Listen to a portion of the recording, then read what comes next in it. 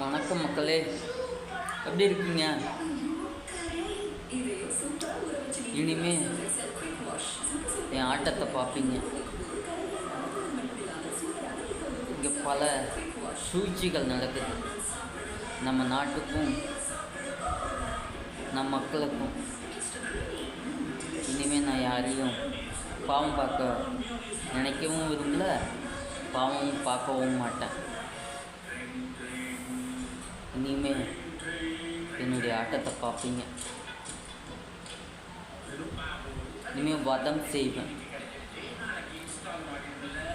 யார் மக்களுக்கு தீங்காக இருக்காங்களோ, சமூகத்துக்கு தீங்காக இருக்காங்களோ அவங்கள எல்லாத்தையும் வதம் வாங்கியே தீருவேன்.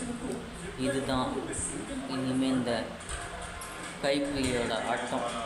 உங்கள் கைப்புள்ள இனிமேல் என்ன செய்ய போகிறாங்கிறத மட்டும் பாருங்கள்.